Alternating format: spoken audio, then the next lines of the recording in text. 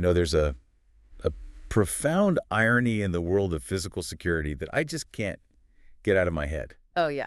We spend thousands, sometimes millions, on hardware to secure our perimeters. Heavy doors, biometric scanners, and of course cameras. Rows and rows of them. Right, watching the watchers. Exactly. We do all this to keep an eye on the bad guys. But it just begs the question, who is watching the cameras? And I don't mean on the monitors. I mean, who is checking the digital locks on these things? It's the classic question, isn't it? Who watches the watchman? And unfortunately, as we're seeing today, sometimes the answer is nobody, or even worse, the wrong people are watching. And that brings us right to today's deep dive. We're looking at a situation that I can only describe as a security nightmare for anyone managing physical infrastructure. We're talking about a critical vulnerability just flagged by CISA. That's the U.S. Cybersecurity and Infrastructure Security Agency, and it involves Honeywell CCTV products. And let's be really clear right off the bat, this isn't some minor glitch, not a bug that makes the video a little grainy. This is a red alert situation. We are talking about a vulnerability that lets a complete stranger just walk right past your digital defenses. We've got a stack of documents here. It's mainly a technical report and the official CISA advisory on this new vulnerability, which was found by a researcher named Suvik Kanda. Right. And our mission today is pretty straightforward. You need to understand how a single error, a missing authentication error, can compromise critical infrastructure, warehouses, even corporate offices, and maybe most importantly, what you need to do about it right now. Because the clock is absolutely ticking on this one. When a report like this drops, especially from a company as, ubiquitous as Honeywell, you have to pay attention. I have to say, when I first saw the severity score, my jaw just about hit the floor. But before we get to the numbers, let's just set the scene. We're talking about CCTV cameras, the eyes of your security operation. Right. And you assume that feed is private. You assume the admin controls are locked down behind passwords, firewalls, all that. You assume there's a digital bouncer at the door checking IDs. But in this case? In this case, the bouncer isn't just asleep on the job. He's actively handing out keys to anyone who asks nicely. Okay, let's unpack that. I want to get into the nuts and bolts of this without, boring everyone with lines of code. The vulnerability is CVE 2026-1670. What is the actual glitch here? Well, it's much simpler than you'd think, which is honestly what makes it so dangerous. In technical terms, CISA calls it missing authentication for critical function. Okay. Specifically, we're dealing with an unauthenticated API endpoint. Let's pause there. API endpoint. For those who aren't network engineers, what does that actually look like? Think of an API like a waiter in a restaurant. You're the user, the kitchen is the system. You tell the waiter what you want, he takes it to the kitchen, brings back the food. Yeah. Simple. Okay, makes sense. But usually the restaurant checks if you have a reservation, or at least if you can pay. In this case, there's a specific request you can make to the waiter. That's the endpoint, where he doesn't check anything, doesn't ask if you're even a customer. So you can just walk in off the street and order the lobster without anyone asking who you are. It's worse. You can walk in and tell the waiter to change the locks on the restaurant doors. Whoa. Okay, so this isn't just viewing data. This is changing the system. What is this endpoint actually controlling? And this is where it gets really a bit terrifying, honestly. This unauthenticated endpoint lets an attacker remotely change the forgot password recovery email address. Wait, hold on. Let me just get this straight. I don't need a username. Nope. I don't need a password. None. I just talk to the system's API and I say, hey, from now on, send all recovery emails to my email address. Precisely. The system gets that command, an HTTP request, and because of that missing authentication check, it doesn't look for a session token, an admin cookie, nothing. It just says, okay, command received, and it updates the database. That is just wild. So the attack isn't about guessing the password at all. It's about changing the rules of the game so the password doesn't even matter. Correct. So once the attacker's email is in the system, what's the next logical step? I go to the login page, I click forgot password, and the system sends the reset link to me, the attacker. Exactly. You get the link, you set a new password, and boom, full account takeover. You are now the admin. And once you're the admin, You've got the keys to the kingdom. You can view all the live feeds, see who's in the building. When guard shifts change where the valuables are, you can probably control the cameras, pan, tilt, zoom. You could just turn them off. or pivot to other parts of the network. I mean, these aren't just dumb cameras anymore, are they? They're little Linux boxes on your network. That is the nightmare scenario. Once you're inside a device on the network, it becomes a foothold, a pivot point. From that camera, you could Start scanning for servers, workstations, maybe even payment systems. Anything that's behind the firewall but visible from that camera's internal IP. It's chilling. It really is. How simple that mechanism is. It uses a feature that's meant to help you, password recovery, and just turns it into the weapon. That's often the case with these high-severity vulnerabilities. It's not always some super complex matrix-style hack. Sometimes it's just a simple logic error. You know, they left the back door unlocked for the homeowner but forgot to check if the person turning the handle actually lived there. Speaking of severity, we touched on it, but I really want to drill down on the score. CVE 2026-1670 was given a CVSS score of 9.8 out of 10. A 9.8. I mean, that's practically a perfect 10. You just don't see them that high very often. What goes into a number like that? So the CVSS score, that's Common Vulnerability Scoring System, is based on a few key metrics. To get a 9.8, you basically have to hit the trifecta of bad news. Okay, so break down the trifecta for us. First, network vector. It means the attack can be done remotely, from anywhere in the world, as long as the device is on the internet. So no need to be hiding in the bushes with a laptop. Right. No physical access needed.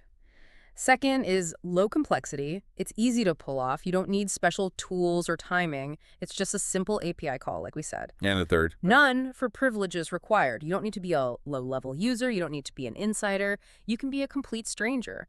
When you combine remote, low complexity, and no privileges, you get a critical score. And normally you see a 4 or a 5, and it's like, okay, put it on the schedule for next week's patch cycle. A 9.8 is not that. A 9.8 is a wake up the IT director at 2 a.m. score. Yeah. It is a patch right now score. The barrier to entry is so low and the impact is so high, you just can't afford to wait. So we know it's bad. We know how it works. Let's talk about who's in the crosshairs. Because Honeywell makes, well, everything. Thermostats, jet engines. Yeah. My home thermostat isn't going to start spying on me, right? No, thankfully, this is specific to their CCTV division. CISA listed some very specific models. I have the list right here. Yeah. And I have to say, tech companies really need to work on their naming conventions. It looks like somebody fell asleep on their keyboard. It's a bit of an alphabet soup, for sure. Okay, bear with me. We have the I-HIB2PI-UL. We have the SMB NDAA MV03 WDR2 MP32 MPTZ V2.0. That just rolls right off the tongue. Very catchy. Then there's the PTZ WDR 2 MP32M and the 25M IPC WDR. But there's an acronym in there that caught my eye, and I know it caught yours. NDAA. Yes, that is a crucial detail. NDAA stands for the National Defense Authorization Act. When a camera is NDAA compliant, it means it meets the standards for use by U.S. government agencies and federal contractors. So these aren't just cheap webcams. These are devices marketed to people with really strict security requirements, people who are specifically trying to avoid certain types of foreign hardware. Exactly. Honeywell is a major global supplier. These cameras are built for commercial, industrial, and yes, critical infrastructure settings. The fact that NDAA is right in the model name implies these could be sitting on the networks of federal contractors, government buildings, really sensitive sites. That just raises the stakes significantly. But CISA also mentioned these are mid-level products. Yeah. Right. And while the critical infrastructure headline is scary, and it's accurate, the risk is actually much broader. These are workhorse cameras. You find them in small and medium businesses, corporate offices, warehouses. They're watching the loading dock, the lobby, the server room door. So it's not just a nuclear plant problem. It's a warehouse full of expensive inventory problem, an office with confidential documents problem. If you run a mid-sized business and you installed a Honeywell system recently, you need to be checking that inventory list right now. And that's the scary part about the blast radius. It's wide. It covers everything from high security zones to the local logistics company down the street. Okay, so let's say I'm that business owner. I'm listening, I check my list, and I see one of those alphabet soup model numbers. Panic sets in. What's the current situation? Are hackers already out there exploiting this? Well, let's start with the good news, such as it is. As of February 17th, CISA stated there were no known reports of public exploitation. The operative word being yet. Always. The vulnerability was discovered by a researcher and responsibly disclosed, which gave the good guys a head start. But now that the CISA advisory is out, the information is public. The starting gun has been fired. Exactly. The details are out there. Script kiddies, ransomware gangs, state-sponsored actors. They can all read the same report we are. They are probably scanning the internet as we speak, looking for these devices. I want to dig into that scanning part, because a lot of people think, who would find my camera? But it's not like they're just typing in random numbers. No, absolutely not. There are search engines for this. Tools like Shodan or Sensi's, they're basically the Google of the Internet of Things. They constantly crawl the entire internet, pinging every IP address to see what responds. So if I just plug my camera into the router without securing it, Shodan will find it. Usually within minutes. Shodan will index it and say, hey, at this IP address, there's a Honeywell camera running this firmware. An attacker just needs a Shodan account. They search for Honeywell NDAA, get a list of 10,000 vulnerable IPs, and run their script. That is terrifyingly efficient. So the clock is ticking. What do we do? Just click update. And here's where we hit a bit of a snag, a frustrating one. As of right now, Honeywell hasn't actually published a public advisory for this CVE. Wait, really? A 9.8 severity and no public advisory? Not a public one, no. The guidance is that users have to contact the Honeywell support team directly for the patch. That seems inefficient. If I'm an IT admin with 100 of these, I don't want to sit on hold. I want a download link. It's far from ideal. It creates friction, and friction is the enemy of security. Every hour you spend trying to get the patch is an hour you're vulnerable. Okay, so if I can't just download a patch this second, what does CISA recommend I do to, stop the bleeding? We can't just leave the door open. CISA has provided some immediate stopgap measures, and honestly, these are things that should probably be in place anyway, but they are absolutely critical now. So what's the list? How do we lock this down? Step 1 is inventory and detection. You can't protect what you don't know you have. So go to your racks, look at the stickers, match the model numbers, but more importantly, look at your network exposure. So check the logs. Even simpler, use those tools I mentioned. Go to shodan.io, search for your own organization's public IP range, see if your cameras show up. If you can see your login page from your home computer without a VPN, you are in the danger zone. Okay, so I find one. It's there on the public internet. Step 2. Step 2 is isolation. Pull the plug on its external connection. These devices should not be directly on the public internet, period. So just disconnect them from the open web? Yes. Isolate them. Put them behind a firewall. Better yet, put them on a segregated internal network, a VLAN, where the outside world cannot touch them at all. Even if you can't patch the software, if the attacker can't read the API, they can't send the command. But what if I need to check the cameras from home? That's the whole point of these systems, right? Remote monitoring. It is, and that's the trade-off. If you absolutely must connect remotely, CISA is very clear. You need to use secure remote access, specifically an updated VPN. Okay, explain the difference. Why is a VPN so much better than just port forwarding? Think of port forwarding as leaving a window open so you can shout into the house. The problem is anyone walking by can also shout instructions. A VPN is like a secure armored tunnel. You have to unlock the tunnel entrance first with strong authentication, maybe two-factor, and only then are you inside the house where you can talk to the camera. So you VPN into the office network first, then you access the camera as if you were there locally. Exactly. You wrap the vulnerable device in a layer of security that you can actually trust. And is there anything else? CISA also says to verify if you can change recovery emails via the API. If you can inspect your traffic or disable that specific feature, that's great. But really, network isolation is your best and fastest shield. This feels like a classic smart device trap. We want everything connected. We want to check the warehouse feed from our phone on vacation.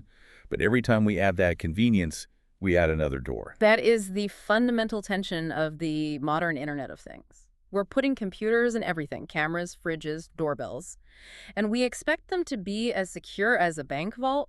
But often they're built on code that hasn't been rigorously tested for these kinds of, well, logical flaws. So pulling back to the big picture here, we have Suvik Kanda discovering this, CISA amplifying it. How does this fit into the broader landscape? It just highlights the supply chain risk. We tend to trust big names. You see Honeywell, you think, okay, a reputable industrial giant, this gear is solid.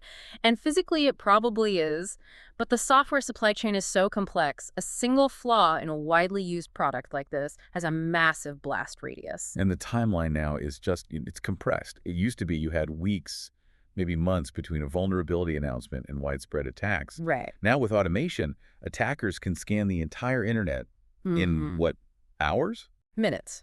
So if you have one of these cameras sitting on the public internet, you have to assume it's already been poked and prodded by bots. That's why the isolation advice is so critical. You have to take it off the playing field. It really emphasizes that security isn't a set it and forget it thing, is it? No, it's a process, not a product. You have to monitor for advisories, you have to manage the device's lifecycle, and sometimes you have to realize that the smart features you paid for are actually your biggest liabilities. A tough pill to swallow for a business owner who just wants to focus on their actual business. It is. But the cost of ignoring a 9.8 severity score is just too high. You're risking everything. Your data, your physical security, your reputation. Okay, so let's recap the battle plan for everyone listening right now. First, check your inventory. Look for those Honeywell models, the I-HIB2PI-UL and those various PTZ and IPC models ending in V2.0. Second, Search and destroy. Use Showdown or Sensi's. Check your own IPs. If you see a camera login page from the outside world, you're exposed. Isolate. Get them off the public internet. Immediately. Put them behind a firewall, on a separate VLAN. fourth, VPN. If you need remote access, use a modern, updated VPN. No port forwarding. and finally, Contact Honeywell support. Be persistent. Get that patch or the specific mitigation instructions for your firmware. simple steps, but absolutely vital. You know, as we wrap this up, I'm just left thinking about that initial irony. We install these systems to catch criminals breaking into our buildings. We worry about someone smashing a window or picking a lock. But are we paying enough attention to the digital doors we're leaving wide open? Are we just letting the burglars watch us back, learn our patterns, all because we didn't want to bother with a VPN? That's the question every security manager, every business owner needs to ask themselves today. The threat isn't just the person in the ski mask anymore. It's the invisible request hitting your API endpoint. A sobering thought to end on. Yeah. Go check your cameras, everyone. Make sure you're the only one watching. Stay safe out there. We'll catch you in the next deep dive.